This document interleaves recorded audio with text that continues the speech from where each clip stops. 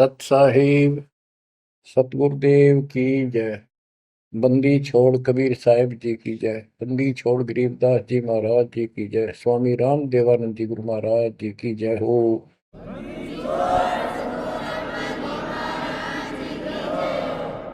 सर्व संतों की जय, सर्व भक्तों की जय, धर्मी पुरुषों की जय। श्री काशी धाम की जय, श्री सुडानी धाम की जय, श्री क्रोथा धाम की जय, श्री बरवाड़ा धाम की जय। सत साहिब बच्चों, परमपिता परमात्मा कबीर जी की असीम रजा से आप परमात्मा की महिमा सुन रहे हो, अमर कथा सुन रहे हो, सत्यनारायण कथा सुन रहे हो। परमात्मा कौन है, कहाँ प्रमाण है, उसका क्या नाम है, परमात्मा की हमको आवश्यकता क्यों है, यह सब जानकारी मूल ज्ञान के अंदर विद्यमान है जो आपको सुनाया जा रहा है। ये सूक्ष्म वेद कहते हैं। ये सूक्ष्म वेद आपको सुनाया जा रहा है। हम हिंदू धर्म में जन्मे तो हिंदू धर्म के मूल शास्त्र हैं वेद और गीता, प्लस में इनके सपोर्ट में श्री 18 पुराण है। तो यहां पर हमने सबसे पहले ये समझना होगा कि वेद और गीता क्या है, पुराण क्या है। वेद गॉड गिवन ज्ञान है, गीता के अंदर भी वही ज्ञान चारों वेदों का सारांश है। इति सिद्धम के ये भी गॉड गिवन है। और पुराण क्या है, जैसा भी ब्रह्मा जी को चारों वेद मिले, क्योंकि परमेश्वर कबीर जी ने, सतपुरुष जी ने सूक्ष्म वेद भेजा था ज्योति निरंजन के अंतःकरण में, इसके कंप्यूटर में ईमेल कर दी थी। इसने उसमें से सतपुरुष की जानकारी कति निकाल दी, कहीं कहीं हिंट छोड़ दिए, वो हटाए नहीं जा सकते थे। वो इसलिए छोड़ दिया कि ये भी गुप्त रहता है, इसने कसम खा रखी है मैं कभी किसी के समक्ष अपने यथार्थ रूप में नहीं आऊंगा। बच्चों, ये कथाएं दास आपको 1994 से सुनाने लगा था। वैसे तो 1994-95 से तो सरेआम सत्संग सुनाता था, उससे पहले 10-20 वक्ताओं बिठा करके भी चर्चा किया करता था। ये सारी कथा परमात्मा कबीर जी ने जो बता रखी थी, गरीबदास जी ने हमारे ग्रंथ में बता रखा था, वो सुनाया करता था। यही सृष्टि रचना कैसे हुई, इसने कैसे क्यों कसम खाई, दुर्गा को नीचे भेज दिया, आप गुप्त रहने लग गया, तो ये बात जचा नहीं करती 90% का है कि ये कोई बात है, दंत कथा है तो कहानी बना रखी है। भगवान ऐसे गुप्त क्यों रहेगा, भगवान ऐसे क्यों करेगा, ये भगवान है ही नहीं। भगवान तो श्रेयाम आते रहे आते हैं, ये भगवान ही नहीं है, ये परमात्मा ही नहीं है। परमात्मा गुप्त रहता है नहीं, हम उसको पहचान नहीं पा रहे, इसलिए समस्या यह आ गई। इसने अज्ञान इतना गहरा कर दिया कि हम भगवान को सामने देखकर भी उसको पहचान नहीं पा रहे। इतना ज्ञान भर दिया हमारे अंदर, उसकी डेफिनेशन बदल दी। अब जब सृष्टि रचना दास ने अपने शब्दों में लिखी तो प्रमाण दिए सारे, परमात्मा की वाणी को सरल करके लिखा सृष्टि रचना। तो गीता जाए 7 श्लोक 24 में और 25 में ये खुद कहता है गीता बोलने वाला कि मैं कभी किसी के समक्ष नहीं आता अपने रूप में, मनुष्य रूप में। मुझे ये श्री कृष्ण रूप में, व्यक्ति रूप में मान रहे, मैं कृष्ण नहीं हूं। मेरा ये अटल संविधान है, अनुत्तम सिद्धांत है कि मैं कभी किसी के समक्ष प्रत्यक्ष प्रकट नहीं होता है, अपनी योग माया से छुपा रहता हूं। जब ये प्रमाण उन भक्तों को दिखाए जो कभी हाँ भरे थे, कभी डांटे थे, ये कैसे हो सकता है, उनकी आंखें फटी की फटी रहेगी। तेरा गजब हो गयो। 700 साल पहले लिखी वाणी, बोली वाणी आज सारी सत्य होगी। तो बात यहां उलझ गई थी। तो सबसे पहले आपने ये पहचान करनी होगी कि वेद क्या है और पुराण क्या है। पुराण सहयोगी शास्त्र है, वो उनमें कुछ ज्ञान इन ऋषियों का अपना अनुभव ज्यादातर है, कुछ ज्ञान वेद और गीता से संबंधित। जैसे रोच्य ऋषि की कथा एक अध्याय है, उसमें रुचि ऋषि एक साधक था, वेदों को ठीक सा समझा जैसा वो समझ सकता था, और उसमें लिखा था कि परमात्मा प्राप्ति के लिए एक मंत्र है, ओम, नथिंग एल्स। और कोई देव देव पूजा नहीं करनी, ना कोई धाम पूजने, और मनुष्य जीवन आत्म कल्याण के लिए प्राप्त होता है।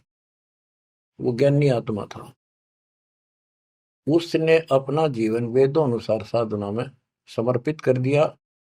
ना कोई मकान बनाया, जंगल में रहने लग गया, फल फ्रूट खाकर अपना साधना करता। 40 साल की उम्र होगी। उसके चार पूर्वज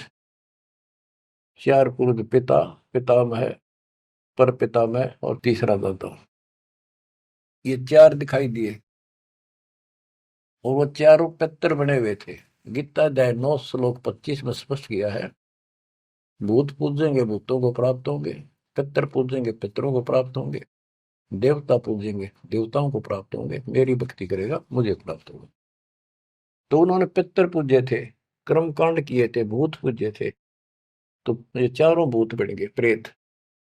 रुचि ऋषि के पूर्वज चारों ऋषि थे, ब्राह्मण थे, वेद पढ़ते थे और साधना वेद के विरुद्ध करते थे। यही तो परमात्मा कबीर जी और उनके बच्चे गरीबदास जी यही तो समझा रहे हैं कि वेद पढ़े पर वेद न जाने, बाचा पुराण 18, और ये उसे आन उपासना करें, भूल गए सृजनहारा। वो चारों के चारों गीता विरुद्ध, गीता मीन वेद, वेद के विरुद्ध साधना करके पितर बन गए। वो चारों पितर प्रेत दिखाई दिए। उन्होंने कहा कि हे बेटा ऋषि, हे बेटा रुचि, आपने विवाह क्यों नहीं कराया? हम चारों दुख पा रहे हैं, हम भूखे हैं, प्यासे हैं, कष्ट उठा रहे हैं, हम पितर बने हुए हैं, विवाह कराओ, हमारे पिंड भराओ, श्राद्ध निकालो, हमारी कर्म कांड करो ताकि हमें कुछ राहत मिले। रुचि ऋषि वेद के जानने वाले थे। उन्होंने कहा, हे पितामहो, वेद में तो कहा है कि ये कर्म कांड, पितृ पूजा, आन उपासना, देव पूजा, ये मूर्खों की साधना है, अविद्या है, आप मुझे क्यों इसमें लगा रहे? वो चारों ऋषि कहते हैं ब्राह्मण के बेटा बिल्कुल सही है, वेद में कर्म कांड को अविद्या ही लिखा है, और बच्चे तू जिस मार्ग पर लगा है ये मोक्ष मार्ग है, और देखो हम दुख पा रहे हैं, हमारा कर्म कांड कर, हमारा छुटकारा करा। फिर बताते हैं पितर ये दे देंगे, पितर ये दे देते, पितर खाक दे देते, आप भूखे मरे। मार्कंडे पुराण से रोच्य ऋषि की उत्पत्ति कथा, ये अध्याय है, चैप्टर है। तो उन पितर आप तो नरक में पड़े ही थे, वो शास्त्र अनुसार शास्त्रों में वर्णित साधना कर रहा था, रुचि ऋषि को और फंसा लिया अपने जाल में। अब ये मोह भी एक काल का जाल है। मन में आई ते पिताजी दुख पारे, दादाजी दुख पारे, परदादा, तीसरा दादा। तो उसने कहा ठीक है पितर में हो, मैं 40 साल की उम्र होगी, कौन मेरा ब्याह करेगा? पितर बोले ये हो जाएगा, तू ऐसे तप कर ले। उसने तप करा, फिर ब्याह हुआ, फिर उनके पितर हो गए, पितर पूजा करी। आप भी पितर बना, रुचि ऋषि भी पितर बना, वो आप भी पितर बने रहे थे। तो बच्चों ये जो वेद ज्ञान है गॉड गिवन, और जैसे किसी ने कांट छांट कर छोड़ रखा, पर सहज इतना वो करा है। और पुराण जो है ये ऋषियों के अपने अनुभव हैं। तो वेद ज्ञान स्पष्ट हो गया। दोनों से स्पष्ट हो गया। रुचि ऋषि कहता है ये अविद्या है, वेद में बोला है ऐसा नहीं करना। और पितर भी हाँ भरते क्योंकि उन्होंने वेद पढ़ रखे थे, पर क्रिया गलत करी। स्पष्ट हो गया, पुराण से ही स्पष्ट हो गया, ये पुराण में वेद ज्ञान है। इसके अतिरिक्त इस कथा में जो भी है सारी बकवास है, कति नरक में जाने का है। इसलिए जो वेद ज्ञान है वो हमने स्वीकार्य है और उसको समर्थन में ले भी रहे हैं। और गीता बोलती है 9वें अध्याय का 25वां श्लोक यही कह रहा है। लेकिन यहां तो गीता बोलने वाला कहता है कि मेरी भक्ति करता है तो मुझे प्राप्त होता है। 8वें अध्याय के 8, 9, 10 में कहता है कि 8वें अध्याय के जो 3 में बता परम अक्षर ब्रह्म, उसकी जो भक्ति करता है उसको प्राप्त होता है। इस प्रकार हमने इस अध्यात्म ज्ञान को निर्णायक तरीके से समझना है। अब ये साधना इन्होंने ठीक की नहीं। साधना ठीक ना करने से यह दुर्गति कराएगी। एक नहीं, तकरीबन ये सबका यही दशा है। परमात्मा ने कहा था मूल ज्ञान अभी बताना नहीं है। 33 अरब ज्ञान हम व्याख्या, मूल ज्ञान हम गुप्त ही रखा। यानी 33 अरब हमने ज्ञान बोल दिया, वाणी बोल दी। इस मूल ज्ञान को अभी तक छुपा के रखा था। और बच्चों ही कति रोशनी कर दी परमात्मा ने। अब प्रसंग चल रहा है कि परमात्मा की पहचान नहीं हुई, और पहचान ना होने से हम सामने भगवान को देखकर भी स्वीकार नहीं कर पाए। अब ये अमर कथा चल रही है, ये सुनाता हूं संत गरीबदास जी के अमर ग्रंथ से, तथा कबीर सागर का सहयोग साथ में लिया जाएगा। सतयुग में सत सुकृत कै टेरा, त्रेता नाम मुनींद्र मेरा। द्वापर में करुणा में कहाया, कलयुग नाम कबीर धराया। गरीब अनंत कोट ब्रह्मंड में, बंदी छोड़ कहाए। सो तो एक कबीर है, जननी जने नमाए। गरीब काशीपुरी कष्ट किया, उतरे अदर आधार। मोमिन को मुजरा हुआ, जंगल में दीदार। बच्चों, आपको बताया था कि द्वापर युग के अंदर सुदर्शन नाम के एक परमात्मा कबीर जी के परम भगत थे। उस समय परमेश्वर करुणा में नाम से प्रकट थे और वाल्मीकि जाति थी। सुदर्शन भी वाल्मीकि जाति से थे। इनके माता पिता परमात्मा कबीर जी यानी करुणामय जी की बात को नहीं माना, वो मरे गए। भगत चिंतित हुआ, बहुत चिंतित हो गया। तब कबीर साहब जानी जान तो थे ही, फिर उसके मुंह तक को आना चाह थे कि बेटा क्या बात होगी, मौत तो होया करे पर दो रहे थे, इस समय शरीर छोड़ ही देना चाहिए, चिंता ना कर। सभी ने जाना है। फिर उसने बताया प्रभु, ये परमेश्वर मरण की चिंता को ना, इनके कष्ट की चिंता है।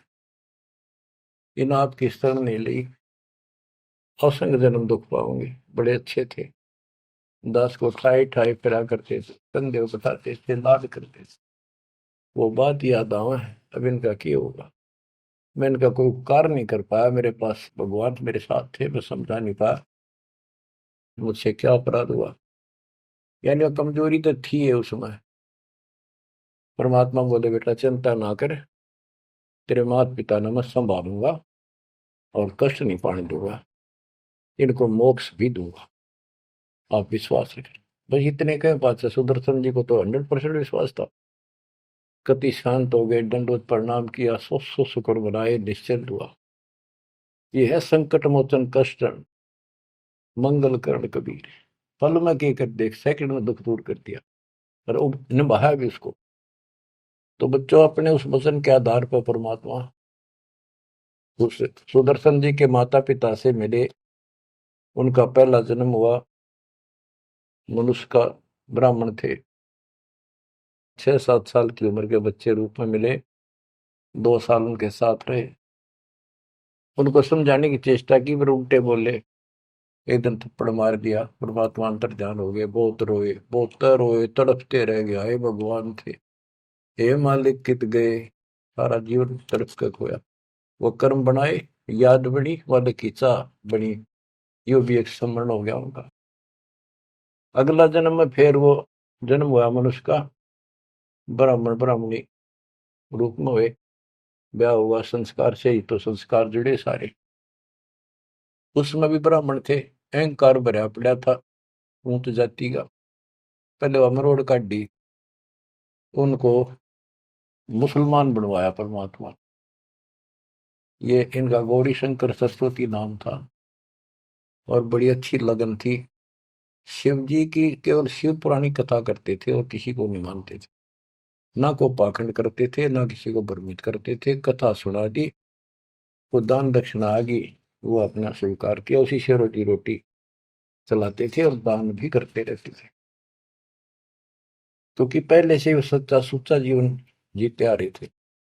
संतान फिर भी नहीं हुई, तो उनकी महिमा काफी होगी, और ब्राह्मणों से उनकी महिमा ज्यादा होगी। भाई निस्वार्थ सेवा ये करे हैं, ना कोई लालच, ना मिसगाइड करते। काफी जनता, हिंदू लोग इनके दीक्षा लेने लगे। मुसलमानों को टेंशन यह होगी कि ये हिंदू धर्म का ज्यादा प्रचार कर रहा है, और जो कर्मकांडी पंडित थे उनको ये टेंशन होगी कि इसने हमारी रोजी रोटी बंद कर दी।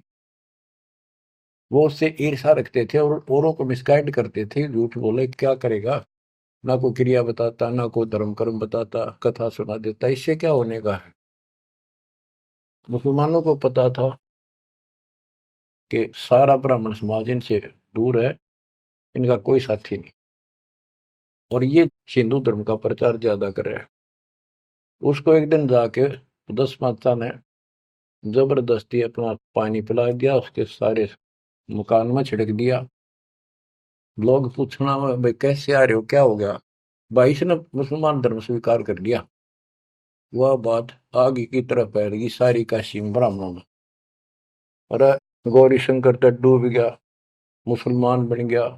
मुसलमानों ने सारा उनका पानी छिड़क दिया, उनको मुसलमान बना दिया बयान से। जब वह पंचायत होगी पंडिता की, बहिष्कार कर दिया, जात से निकाल दिया, धर्म से निकाल दिया, गंगा में स्नान करना बंद कर दिया। कोई नहीं जाएगा हिंदू उसके पास। अब रोजी रोटी की समस्या आ गई। उन्होंने लाकर 4 लकड़ के लठ ताना बुन का काम शुरू कर दिया। पहले तो रोजगार चल रहा था दक्षिणा से, अब यह समस्या और खड़ी हो गई थी।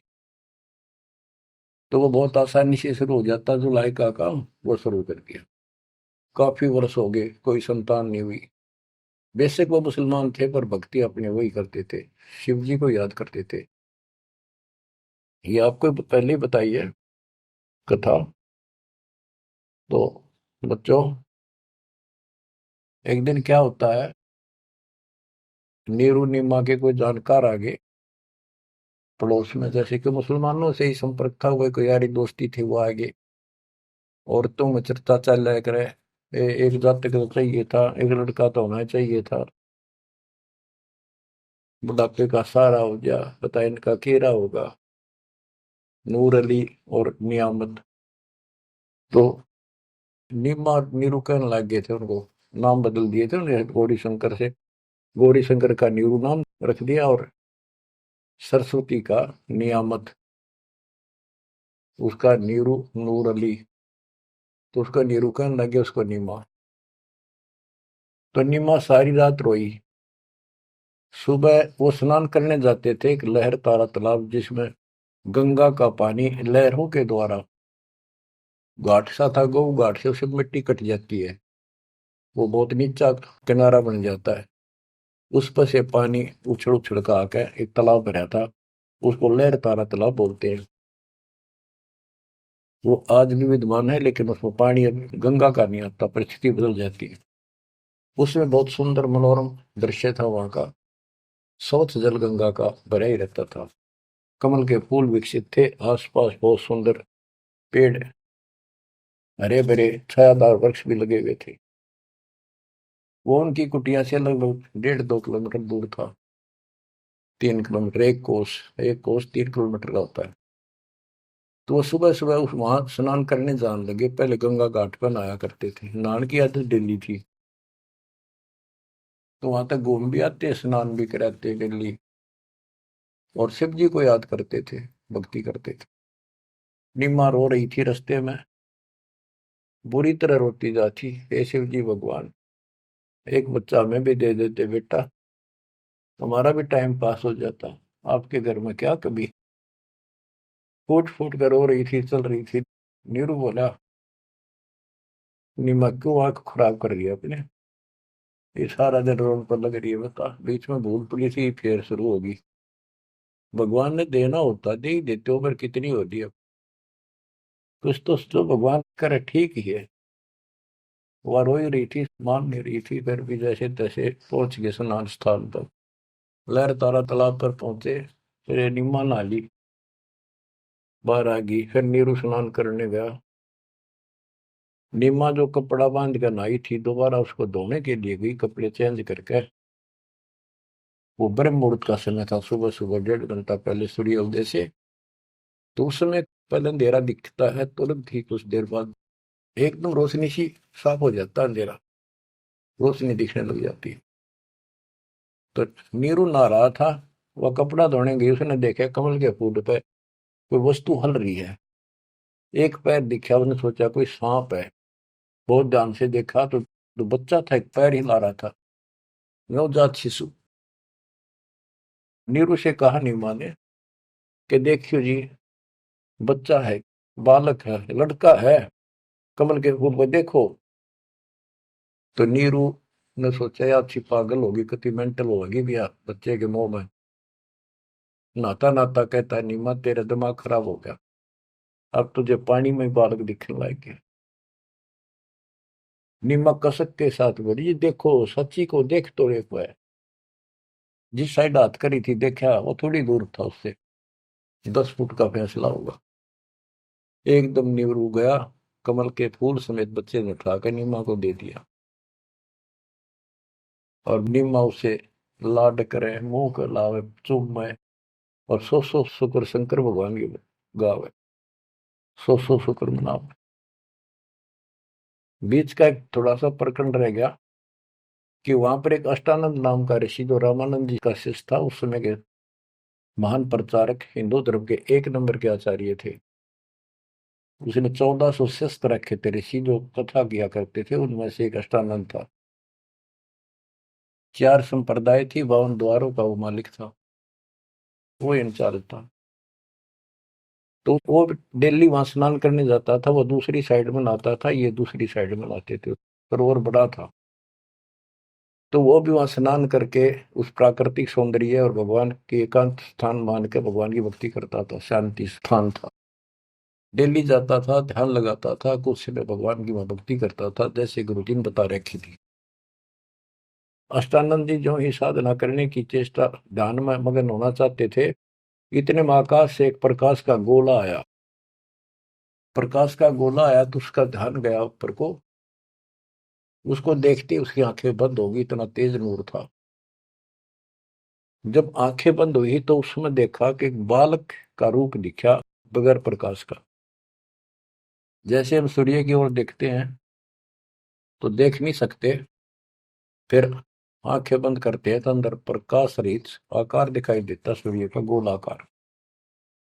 तो अष्टानंद को बड़ा आश्चर्य हुआ कि बालक प्रकाश दिखा, फिर बालक दिखा।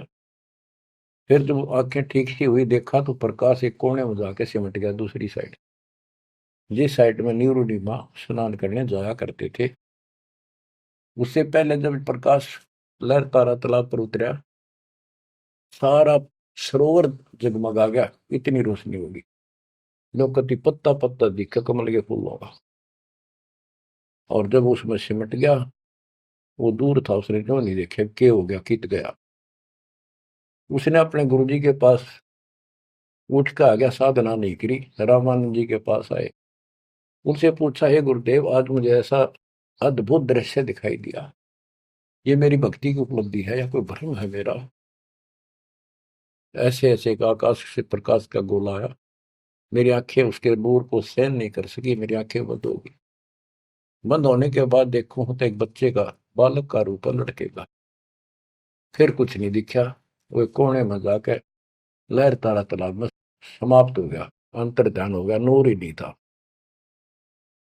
रामानंद जी को जैसी समझ थी, जैसा उन्हें अज्ञान सुन रखा था, अज्ञान सुन के ज्ञान में अंधे की बां गई, अंधे ने मारे कौन बतासी। अब जैसे ये ज्ञान सुन रहे थे वैसे चेलों को बताया करते थे, और बता दिया कि बेटा, ऊपर से जब अवतार गण आते हैं ना, भगवान अवतार लेता है, ऐसी लीला करता है, किसी माँ के यहाँ जन्म लेगा और फिर लीला करेगा जिस उद्देश्य को लेकर आते हैं। ना कोई भ्रम है, ना ही तेरी भक्ति की उपलब्धि है, ये ऐसा होता है। तो इनको यही पता था कि रामकृष्ण अवतार आए, माँ का जन्म लेते हैं इनके भगवान। और गरीबदास जी कहते हैं, गरीब अनंत कोट ब्रह्मंड में बंदी छोड़ कहाँ आए, सो तो एक कबीर है जननी जने नमाए। तो रामानंद दृष्टानंद की तो हुई बात फैसला। अब नीरू नहा रहा था, नीमा उस भगवान से लाड कर रही थी, सो शुक्र अपने भगवान शंकर के बना रही थी। जगत का पेखड़ा पेखा, धनी का नाम ना लेखा। बच्चों इसने कोई लेना देना नहीं था इस बात से, भाई मेरा नाम ले विष्णु का, ले शंकर को, किसी को क्रेडिट दे, पर इनमें इनकी आस्था बनी रहा भगवान में। ये चाहूं थे दाता आज तक। नरसिंह रूप लेकर ना कुछ मारा हिरण्यकशिपु, विष्णु को क्रेडिट कोई बात नहीं, चलन दो, बतेरे दिन चल गई इनकी, अब सारा क्लियर हो जाएगा। मूसड़ को 3-4 साल का बाल के उठा नहीं सकता, ये तो कभी बच्चे थे उस दाता के। फिर भी अब बच्चों देखो, वो मालिक अपना बाप है, माँ भी वही है और पिता भी वही है। वो दोनों तरफ से दुखी है हमारे लिए, उसमें इतना मोह है। माँ का मोह बालक में घना, पिता का मोह माँ का उससे बहुत घना। और भगवान का उन दोनों वाला, माँ भी है वो हमारी, पिता भी। इसलिए तो दुखी हो रहा है ना, क्या जरूरत थी उस पानी में वहां का प्रगट होने की से, भूतावास के अंदर जंगल में अपनों के लिए मरता। अब बच्चों, परमात्मा ने अपनी महिमा नहीं बनानी थी, उसने तो आस्था रख रही थी भगवान में, इनकी आस्था बनी रही। बच्चों अब हमें ज्ञान हो गया कि वो भगवान है जिसको नीमा सीने का लगाए खड़ी थी, लाड कर रही थी, प्यार कर रही थी, उस समय उसके शरीर की स्थिति कैसी होगी। गीता अध्याय 18 श्लोक 62 में कहा है कि उस परमेश्वर की शरण में जा तू, उसकी कृपा से तू परम शांति को और सनातन परम धाम को प्राप्त होगा। वो सुख सागर है और वो असंख्य ब्रह्मांड का स्वामी। अरे गोदी में कितनी पुण्यात्मा है वो बच्चों, एक हिसाब लगाओ। उस मालिक का नाम लेने से कितनी खुशी होती है, शरीर में अलग से एक लहर दौड़ती है। और वो बहन उसको सीने से लगा रही, मुंह चूमे, लाड करे, कितना मोह हो गया। सो सको रे शंकर भगवान, हे भोलेनाथ, बड़ी दया करी। इतने में नीरू स्नान करके आ जाता है। उसको लोक लाज के हिसाब से उसने विचार किया अपने मन में, और वो नीमा के सामने व्यक्त किया कि नीमा, हम इस बच्चे को लेकर घर नहीं चलेंगे, क्योंकि समाज के लोग ये कहेंगे ये किसी का चुरा लाए, ये कहेंगे इसके माता पिता, बताओ वहां छोड़ कर आवांगे, हम बतावा कितने, हम कहेंगे कमल के फूल पे, वो मानने नहीं। यह सारी बात उल्टी हो जाएगी। अब तक पहले तो मुसलमान बने, अब इनसे भी निकाल दिया जाएंगे, हमें काशी से निकाल देगा राजा कि तुम बच्चे चुराते करते हो। नीमा बोली, जी कुछ भी कहो, मैं इस बच्चे बिना जी नहीं सकती। पता नहीं इसने कैसे मोहित कर लिया मेरे को। मैं प्राण छोड़ सकती हूँ, मैं देश निकाला ले लूंगी, देश काम छोड़ दूंगी पर बालक नहीं छोड़। निम्मा का अटल फैसला सुन के नीरू को जिंदगी में पहली बार दुख हुआ कि अकती जिद्दी होगी, मैं इसकी सारी मानता हूँ या एक भी नहीं मानती मेरी, और कितना दुख हो जाएगा कि तो जावांगे मेरे दोस्त 60 साल की उम्र होगी, कहाँ टूक मांग कर खावांगे, क्या करेंगे, सोच आर ला इसने। अंत में दुखी होते रोते हुए ने कहा मैं तेरे एक मारूंगा थप्पड़ ऐसा तो मानती नहीं, पटक इसने नीचे। आज तक मैंने तेरे तेरे हाथ भी नहीं गिरा था क्योंकि हमारा संतान नहीं थी, मैं चाहता था इसको कष्ट ना हो, पर तू जमा जद्दी होगी। जब उसने हाथ करना चाहा तो परमात्मा बोले गोदी में कि निम्मा, नीरू, मोमिन, तुम्हें कुछ नहीं होगा, मैं तुम्हारे कल्याण के लिए आया हूँ और मुझे घर ले चलो, कुछ नहीं होगा, कोई कुछ नहीं कहेगा। अब नीरू ये बात नहीं समझ पाया था कि कुछ ना होगा, पर होगा जरूर। उसने सोची वो तो होगा सो होगा, ये मनमान इसमें कोई भूत प्रेत पितर कोई जंद बोल रहा है, यू तो नाड़े मार देगा। वो डर गया, उठा कर अपनी चदरी आगा आगा हो लिया। अब लड़का बच्चा लेकर गए अपने घर, आसपास के अड़ोस पड़ोसी आ गए, लड़का इतना सुंदर है, आज तक देखा नहीं इतना सुंदर बालक, तो इतना चमक, इतना खिला हुआ चेहरा। लोग इकट्ठे हो गए, काशी की औरतें ना गीत गाती हमें। वो तो भूल भाल के कितने लहर किसका था, तो उन्होंने बता ही दिया ऐसे ऐसे था, बाकी कोई नहीं पूछा था कि इतना सुंदर बालक, मालिक की कृपा करा के बुद्धि बदल दे। सबका लगाव हो गया नीमा की तरफ, ये तो भगवान आ गए थारी गोदी में। ये तो कोई कह विष्णु जी, कोई कह शंकर भगवान आ गया, कोई कह वरुण देवता भगवान दिखाई दिए, इंद्र देवता, कोई धन का देवता कुबेर बतावे, अपने अपने गुण गावे, अपने अपने हिसाब से परमात्मा को उसकी महिमा बतावे, उसका मूल्यांकन कर रहे थे। और नीमा ने कहा इसका नजर लगाओगे मेरे बच्चे को, तुम ऐसे ना बोलो कि बालक ना देखे तुमने, पागल हो गए तुम सारे, हाँ हट तोड़ के तो औरतें कहती हैं नीमा बालक तो देखे पर इसे ना देखे।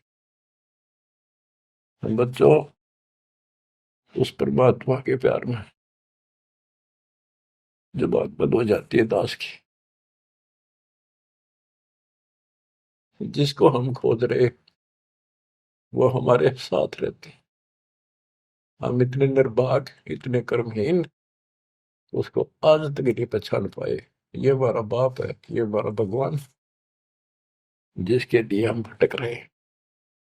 मैं रोवे तो सृष्टि को, सृष्टि रोवे मोहे, गरीबदास इसी वियोग को समझ नहीं सकता को।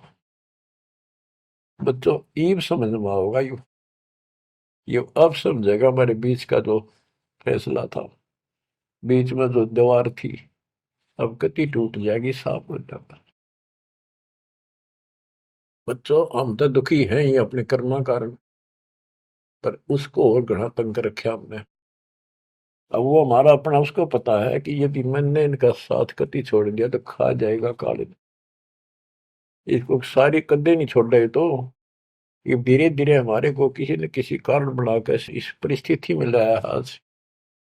अब यू खोल दिए रास्ते सारे, अज्ञान हटा दिया पूर्ण रूप से, अब साफ दिखाई दे है Kabir is God, Kabir is God. गरीब अनंत कोटि ब्रह्मंड का, एक रति नहीं वार, सतगुरु पुरुष कबीर हैं ये कुल के सिरजनहार।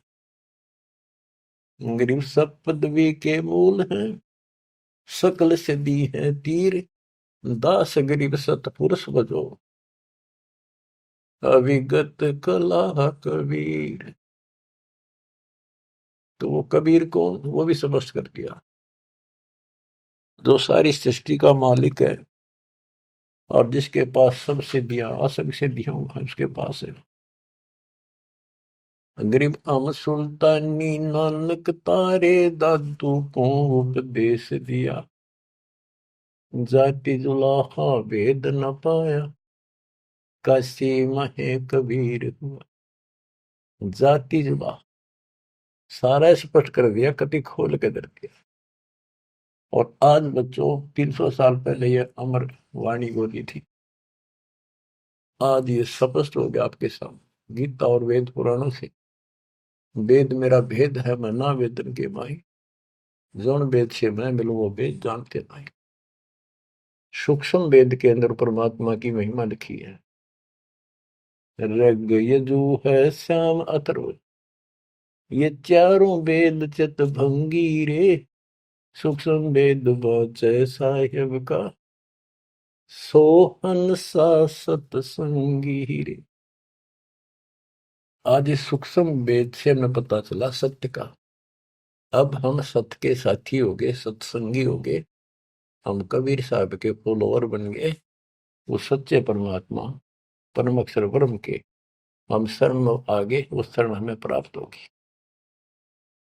अब ये अमर वाणी भी सुनाऊंगा आपको, क्योंकि इन वाणियों का और अलग से चोट लग गया छाती में, आत्मा पे, क्योंकि ये तो सौसिद्ध वाणी है। ये तो मंत्र का काम करते हैं। जैसे गारडू मंत्र बोला करते, उसने एक मंत्र 5-4 लाइन होती, 2-3, उन्हें सिद्ध कर लिया करके 1000 लाख बार जाप करके विष उतारा करते गारडू। तो वो उस पर भी असर करता था जो अचेत हुआ होता था। सांप लगने से मूर्छित हो जाता था जो व्यक्ति जहर के कारण, तो वो मंत्र बोलते रहने से ना वो सुने था, ना समझा था, ना अर्थ का पता था।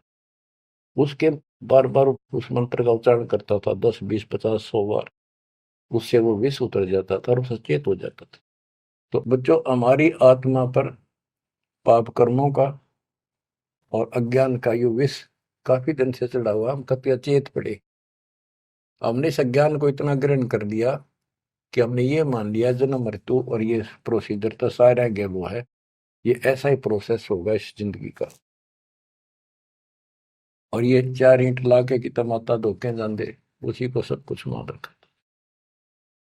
तो बच्चों, ये है वो अमर ज्ञान, सूक्ष्म वेद, सब सिद्ध वाणी है एक, जो गरीबदास जी के मुख से उतारी थे। ये गारुड़ के मंत्र की तरह असर करेंगे हमारी आत्मा। जैसे उस गारुड़ के मंत्र को कोई और पढ़ कर सुनावे, उससे असर ना हो, वो तो उसी के मुख से काम करेगा, क्योंकि उसमें वो सिद्धि हो रही है। तो संत गरीबदास जी के मुख से उच्चरित वाणी फिर उसका दास अधिकारी है, और दास के मुख से आप सुनोगे वो आपकी आत्मा पर उतना असर करेगी। यानी इससे और अलग से कसक और ताकत आओगी आत्मा में, केवल वाणी के सुनने मात्र से। ज्ञान तो यू है ही, ज्ञान तो मौखिक सुनाई दिया, अब इसको पढ़कर सुनाऊंगा और अच्छी कसक बनेगी, आत्मा तड़फ उठेगी उस मालिक के लिए। गरीब काशीपुरी कस्त किया, उतरे अदर अदार, मोमिन को मुजरा हुआ जंगल में दीदार। ग्रीव कोटि किरण शशिभान सुधा, आसन अदर विमान, पर सतपूर्ण ब्रह्म को हो, शीतल पिंड हरु प्राण। होय होय। ये जंगल में काशी के अंदर सरोवर पर मोमिन नीरू को मुद्रा हुआ। ग्रीव काशीपुरी कस्त किया, उतरे अदर अदार, मोमिन नीरू को मुजरा हुआ जंगल में दीदार। मोमिन मुसलमान को कहते हैं, नीरू को मुजरा हुआ परमात्मा के दर्शन में। कैसी सतीथि थी मालिक के उस बालक के, कितना तेज था, कितना नूर था। ग्रीव कोटि किरण शशिभान सुधा, आसन अधर विमान, पर सतपूर्ण ब्रह्म को हूँ, शीतल पेंडरु प्राण। कोटि किरण, करोड़ सूर्य, करोड़ चंद्रमा की मिली जुली जो किरण है, पूरा प्रकाश नहीं, उनकी किरणों जितना प्रकाश था, ज्यादा नहीं।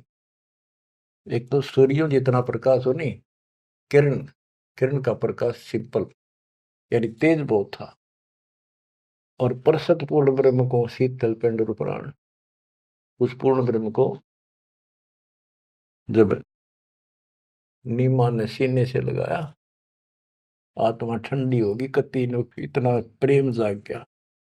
ग्रीव गोद लिया मुख चूम कर, हेम रूप जलकंत, जगर मगर काया करे, दम कह पद्म अनंत।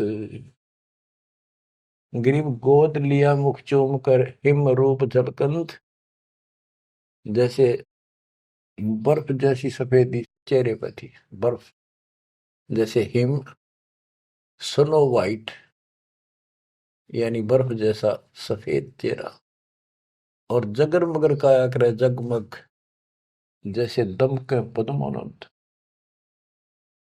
ग्रीव काशी उमटी गुल भया, मोमिन नीरू का घर घेर, कोई कह ब्रह्मा विष्णु है, कोई कह इंद्र कुबेर। ग्रीव कोई कह वरुण धर्मराय है, कोई कोई कहते ईश, 16 कला सुबान गति, कोई कहे जगदीश। ग्रीव भक्ति मुक्ति ले उतरे, मिटन तीनों ताप, मोमिन कह डेरा लिया, कहे कबीरा बाप। क्या कहते हैं? भक्ति और मुक्ति का सच्चा मार्ग लेकर मालिक प्रगट हुए, उतरे, ऊपर से चलकर आए गति करके, जैसे वेद प्रमाण करते कि परमात्मा ऊपर के लोक में रहता है, वहां से गति करके नीचे आता, अच्छी आत्माओं को मिलता है, उनको भक्ति की सच्ची राह बताता है। तो अपने उसी सिद्धांत अनुसार परमेश्वर नीचे प्रकट हुए। गरीब भक्ति मुक्ति ले उतरे, मिटन तीनों ताप, मोमिन के डेरा लिया, कहे कबीरा बाप। अब क्या बताते हैं संत गरीबदास जी के भक्ति मुक्ति ले उतरे, मिटन तीनों ताप, मोमिन के घर एक मुसलमान के आके डेरा लिया, और उस मोमिन नीरू को कबीर जी अब्बा जान यानी पिताजी कहते थे, बाप क्या करते। रद्द विचार करो उस मालिक को क्या पड़ी थी हमारे लिए। वो तो लीला करनी थी क्योंकि अपने बच्चे के वचन भी पूरे करने थे, और हमारे लिए ये ज्ञान भी देना था, एक प्रमाण भी देना था कि इस समय में हम पहचानते, इसी कारण से तो पहचाने जो लीला मालिक कर गए। आज वेदों से प्रमाणित हो गया, परमात्मा ऐसी लीला करता वो है भगवान सही। यो ना कृष्ण की ऐसी लीला वेदों वर्णित, ना श्री राम की, ना विष्णु और ब्रह्मा शंकर जी की, किसी की वजह नहीं। तो वेद गॉड गिवन है, परमात्मा का सच्चा सिद्धांत है। तो उस सिद्धांत पर खरा कौन उतरता है? अब ये सिद्ध हो गया कबीर भगवान। कौन कबीर? जो काशी में जुल्हा था। अब क्या बताते हैं? गिरिव भक्ति मुक्ति ले उतरे, मिटन तीनों ताप, मोमिन के डेरा लिया, कहे कबीरा बाप।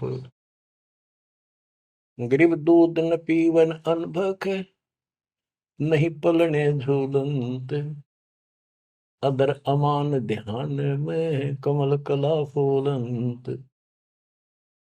ना दूध पीवे, ना पानी पीवे, ना कुछ खावे, और मालिक ऐसा दिखे जैसे इसके दिमाग कहीं और ही जा रहा है। अब बच्चों, अब और भी टिप्पणी करनी है बहुत घने आगे। कोई कहे छल ईश्वर नहीं, कोई कही छल है, ईश्वर नहीं है। गरीब कोई कहे छल ईश्वर नहीं, कोई के नर कहलाए, कोई कहे गण ईश का, जो जो नीमा मातर साए। कोई कुछ कहे, कोई कुछ कह रहा था, अपनी अपनी बुद्धि से मूल्यांकन कर रहे थे। तो जो जो वो बात बनावत थे, निम्मा बहुत दुखी हो रही थी, गुस्से हुई थी, मतलब धमकावा थी, क्यों पीछा पड़ रही हो मेरे बच्चे का। गरीब काशी में अचरज भया, गई जगत की नींद, ऐसे दुल्हे पुतरे जो कन्नावर बींद। वो सारी सृष्टि का मालिक पृथ्वी पाया, गरीब खलक मुलक देखन गया, राजा प्रजारीत, जम्बू दीप जिहान में उतरे शब्द अतीत। गरीब दुनी कहे यो देव है, देव कहते हैं ईश, ईश कहे पर ब्रह्म है, पूर्ण विश्व बीश। अब बच्चों, ना दूध पी रहा था, ना पानी, ना को भोजन, दलिया वलिया घोल कर पिलाओ तो मुंह बंद कर ले। 25 दिन बीत गए। नीमा बहुत बुरी तरह रोने लगी। आखिर होगी, अकेली बालक मरेगा और साथ मरूंगी। सारी रात रोई। नीरू ने बहुत समझाई, कोई बात नहीं, भगवान ने दिया है तो लेगा, तो क्या करा, इतना क्यों दुख पा रही। परवाह नहीं मानी, कह इसके गेल मरूंगी, अब मैं जीऊंगी नहीं, मैं इस बच्चे बिना जिंदा नहीं रह सकती। नीरू ने अपने मुसलमानों से सारा पूछताछ लिया था, किसी के जंतर मंतर लग गया नहीं। आखिर में उन्होंने सोचा रामानंद जी के पास जाता हूँ, वो बहुत चर्चित हैं, विद्वान है, ब्राह्मण है, कुछ बताओगे जंतर मंतर। उसके पास गया तो उसने सारा बताया कि ऐसे ऐसे हमें जंगल में एक लहरता रहा तालाब में कमल के फूल पे एक बालक मिला 20-25 दिन पहले। ए ब्राह्मण जी, वो बालक कुछ खाता पीता नहीं, कुछ दया करो, कोई बताओ, विधि बताओ तो जो हम करें, हमारा बच्चा जीवित रहे, कुछ खावे पीवे। रामानंद जी से भी मालिक ने बुलवाया। रामानंद जी बोले, तुम्हारा बच्चा कोई सच्चा सुच्चा ब्राह्मण पैदा हुआ है, और ये कोई कुंवारी गाय दूध लाओ, कुंवारी बछिया ले आओ, एक बछिया जिसके साथ बैर ना लग गया हो, और वो अपने आप दूध देगी, उस बच्चे के पास खड़ी कर दियो। नीरू ने सोचा बकवाद करे है या कोई बात करे, मैं मुसलमान हूं बन गया, इसलिए इसने मेरे को ठीक से जवाब दिया नहीं। तो इस प्रकार वो मन मार के वापस आ रहा था, और उधर से उसने निम्मा का रुदन दिखाई देता, रोए थी। उधर से उसकी पुकार सुनकर परमात्मा की कृपा से, क्योंकि वो शिव जी को याद कर रो रही थी, हे भगवान शिव जी, आपने ऐसा अनमोल बालक दिया, हे परमात्मा इसका अच्छा ना देते, अब ये मरेगा, साथ मैं मरूंगी। ऐसा विलाप कर रही थी तो भगवान ने, कबीर साहब ने प्रेरित किया, शिव जी ऊपर से शिव लोक से एक ब्राह्मण रूप बना के वहां आ गया और पूछा, माई क्यों रो रही है। एक साधु रूप बना के आ गया। तो माई रोती रोती बोली कि हे ऋषि जी, हे ब्राह्मण के साधु, मेरा दुख बहुत लंबा चौड़ा है, मेरी ना सुनोगा था आप भी रोओगे। नो कह के फिर रोने लगी, बुरी तरह रोती रही, रोती रही। भगवान शिव जी बोले, माई ऐसे कहते हैं, अपना दुख दूसरे के साथ जा कर देना तो हल्का हो जाया करे, बता दो कुछ तो, मैं भी कुछ जानू हूं, बता दूंगा। तो उसने बताया कि ऐसे ऐसे में भगवान शिव जी ने हमारे को बच्चा दिया, कमल के फूल पर पाया, आज यू ना खाता पीता 25वां दिन हो गया और मरेगा। शिव जी बोले, माई मुझे ला, देखा तेरा बेटा कहाँ है, वो लाई उठा के साधु के चरणों में रखना चाह, वो परमात्मा वहां से उठे और साधु के सिर के बराबर हवा में लटक गए। हवा में ऐसे ऐसे लेटे लेटे, जैसे बच्चा लेटा होता है, ऐसा कैसा।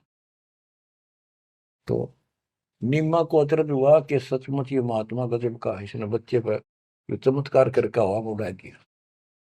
तो परमात्मा बोले शिव जी इनको कहो एक कुंवारी बछिया ले आओ, कुंवारी गाय बछिया, और उसके ऊपर अपना हाथ रख दिए, एक कोरा बर्तन मंगा लिए, ताजा कति कुमार से ताजा लाना, वो उसके नीचे रख दियो, ये उसको घर का अपना बंद हो जाएगा। इतने में नीरू आ गया। नीरू भी ये बात सुन रहा था, खड़ा खड़ा आके खड़ा हो गया था, बात हो रही थी। तो शंकर भगवान जी साधु रूप में कह रहा है नीमा को कि तेरा पति कहाँ है? अब जी अभी आ जाता है, बाहर गया है। नीरू आ गया, कहाँ जी बोलो कि एक कुंवारी गाय ला, तेरा बेटा वो कुंवारी गाय का दूध पिएगा। अब रामानंद जी की बात तो उसका यकीन नहीं हुआ था, पर यह महात्मा भी यही कह रहा है। फिर पक्का विश्वास हो गया। वो बछिया लाया, साथ में एक छोटा सा बर्तन ले आया मिट्टी का, गाय के नीचे पात्र रख दिया, शिव जी के ऊपर हाथ रख दिया, मोटे मोटे सतन हो गए, अपने आप दूध चल पड़ा। वो पात्र भर का दूध बंद हो गया। तो मालिक ने वो दूध पिया। उसके बाद वो गाय डेली दूध देने लगी। बच्चों, ये दूध सतलोक था, उस दाता का आहार। ये लीला दिखानी थी, दाता ने 7 बार चर्चा करी और शिव जी को भी बहुत कुछ कहा, कबीर सागर में, और विस्तार से प्रमाण है। बच्चों, आप सुन रहे हो सत्यनारायण कथा। ग्रीव शिव उतरे शिवपुरी से, अवगत बदन विनोद, मैं के कमल खुशी बहे, लिया ईस को गोद। ग्रीव नजर नजर से मिल गई, किया ईस प्रणाम, धन नीरू मोमन धन माँ, धन का शेनी काम। ग्रीव 7 बार चर्चा करी, बोले बालक बहन, शिव को कर मस्तक धैर्या, ला मोमन एक धैर्य। ग्रीव अनब्यावर को दूहत है, दूध दिया तत्काल, पीवे बालक ब्रह्म गति, ता शिव भय दयाल। बच्चों, कबीर सागर के अंदर ज्ञान सागर एक अध्याय है, उसके प्रश्न नंबर 74 पर इस प्रकार वर्णन है।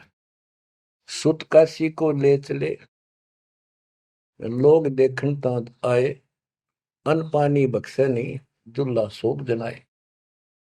तब जुल्हा मन कीन दीवाना, रामानंद सो कहा उत्पाना।